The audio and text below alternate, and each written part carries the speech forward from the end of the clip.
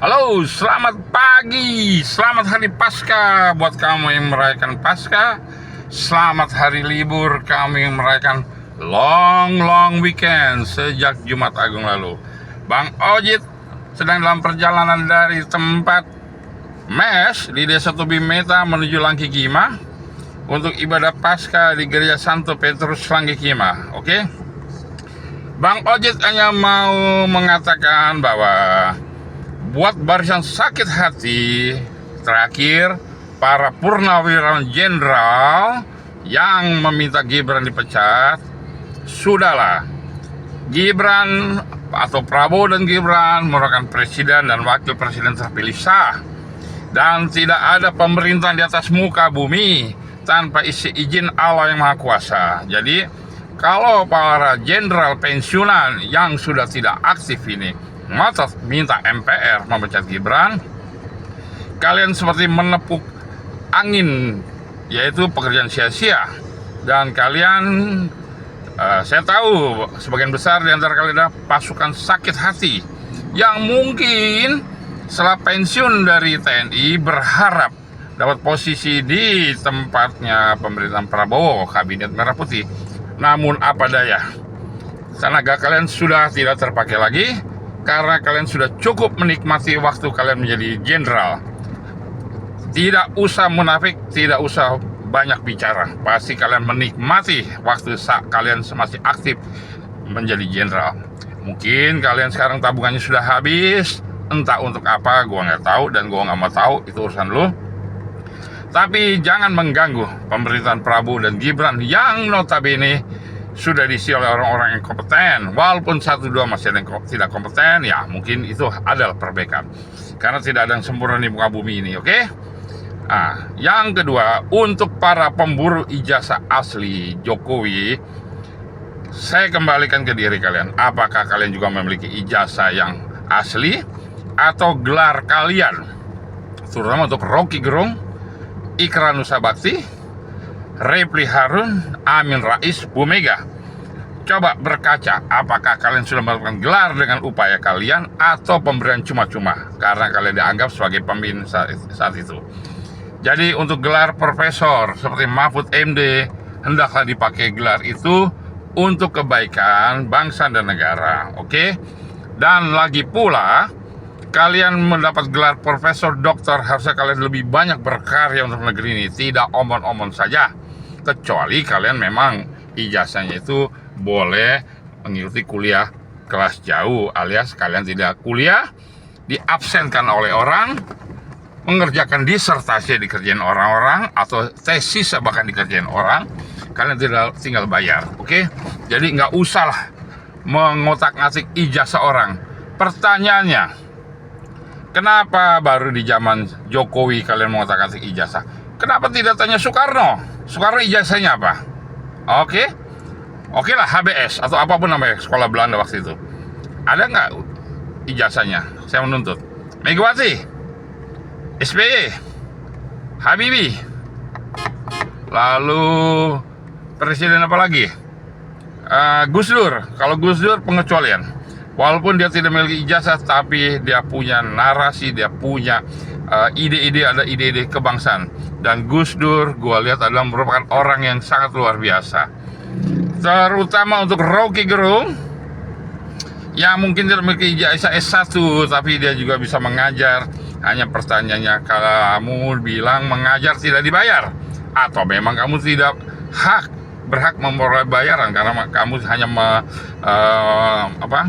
hanya untuk mengisi kekosongan kuliah di kampus UI mungkin taruhlah ya, untuk pelajaran filsafat.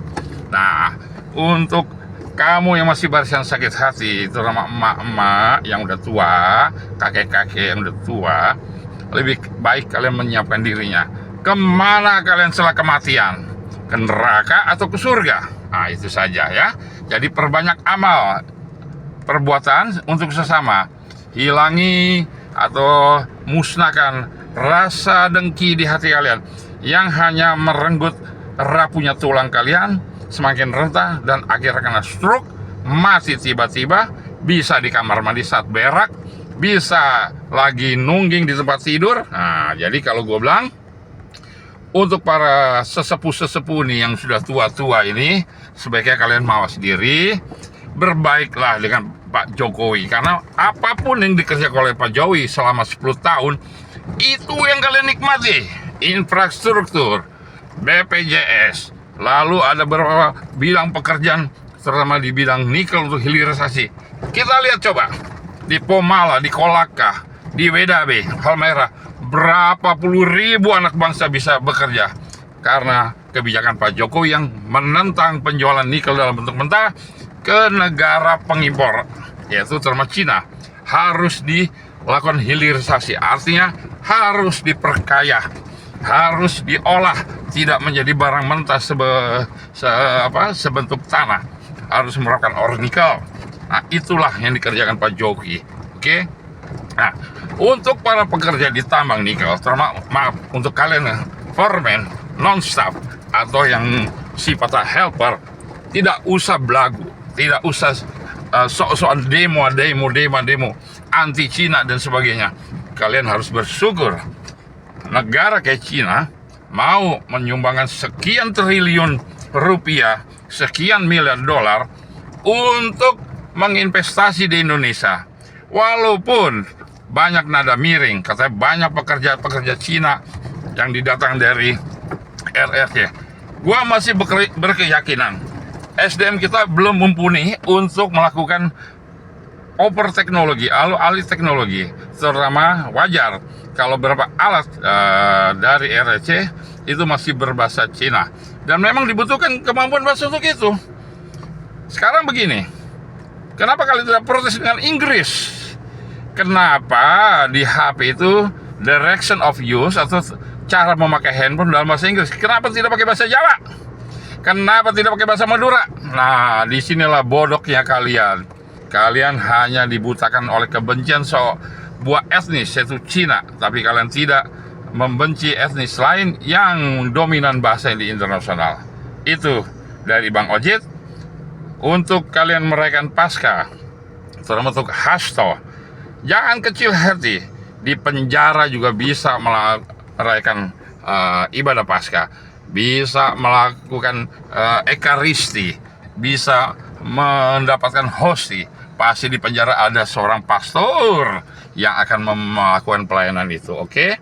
Jadi untuk Uskup Katedral Jakarta, ya, Monsinyur, jangan kamu membela Hasto mentah-mentah. Memang kemarin kamu berkunjung ke penjara karena dengan alasan seorang Hasto harus didampingi karena dalam keterbukaan. Betul. Tapi bagaimana dengan gembala-gembala domba-domba yang lain yang sedang mengalami masalah keluarga yang tidak terjerat korupsi? Apakah Monsinyur mau menolong? Atau semata-mata Hasto lagi banyak uang? Monsinyur bisa dapat uang dari Hasto, bisa beli jubah baru, bisa beli cincin baru, bisa beli jam baru. Oke, Uskup Agung Katedral Jakarta yang terhormat, renungkan. Uskup, pastor, paus memiliki misi mulia di muka bumi ini, menggembalakan umat, menjadi panutan umat, bukan serta-merta karena seorang yang sama iman Katolik lantas dibela mentah-mentah, dikhususkan perhatiannya. Bagaimana dengan mereka yang mencopet, digebuki hingga babak belur penjara? Apakah Monsinyur Uskup Jakarta juga mengunjungi? Itu pertanyaan harus Uskup jawab dalam diri sendiri. Ingat, Uskup, pastor, pendeta, paus, setelah kalian meninggal, jauh lebih berat pertanggungjawaban kalian di muka bumi ini kepada gembala yang dipimpinnya. Oke? Jadi Bang Ojit hanya menyampaikan salam Paskah ini untuk tidak jumawah, untuk para pembesar agama. Jangan mentang-mentang memiliki gelar Uskup Agung Jakarta, pastor, pendeta, kalian jumawa. Ingat, kaki kalian masih di bumi, masih sifat kedagingan kalian masih tinggi. Beberapa waktu lalu seorang pendeta Gemim yang bernama diciduk oleh KPK karena melakukan korupsi. Sudah nyata, bahwa iblis tidak hanya di dalam kuburan sekitar kuburan, tapi sudah ada di